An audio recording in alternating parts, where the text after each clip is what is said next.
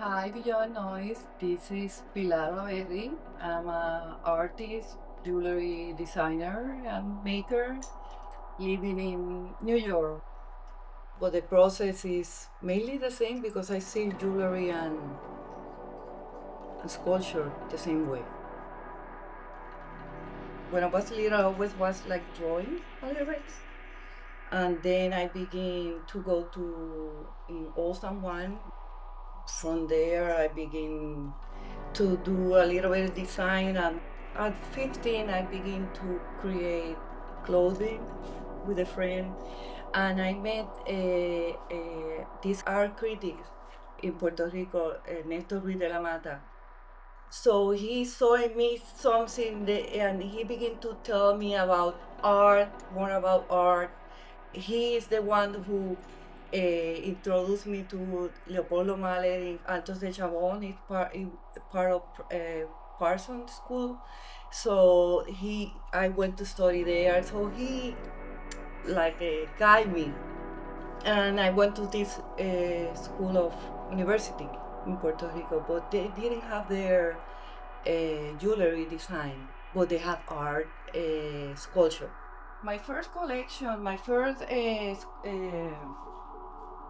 art show was a combination of art and furniture. So I don't do furniture here because my studio is smaller, but in Puerto Rico I used to do furniture. So from there is the beginning, and then moved to New York and begin to do more pieces. The first time that I began to work with steel, I said, this is for me.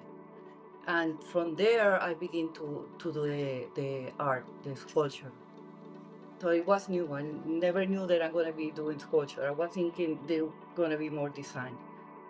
I go very into architecture, so can be like a line, a shadow, a material, like combination of concrete and wood. And from there, I don't sketch. My creative process goes from that image, a specific image, or it can be an object, to see the materials. And I got the materials, and when I have the materials, I begin to shape.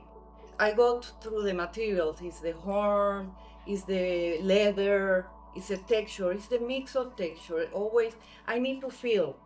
That's why my creative process is not with the sketching, is feeling the material. I need to touch the material, feel the material, move the materials. That's why I begin to do jewelry and sculpture. I stopped to doing sculpture for many years. I was doing only jewelry because it's the constraint of studio. But then we moved here and I did a show that it was mixing jewelry and technique with sculpture, silver. But then in the pandemic, I say, okay, my hand they're hurting too much. I'm gonna do what I really want to do, this sculpture. I have it always in the back of my mind. Craft for me is the ability to create my own work, my own ideas, learn every time that I'm working something new, how the material work, how the material move, how to put it together, what thing doesn't work. That's craft magic for me, and it's the base of my work.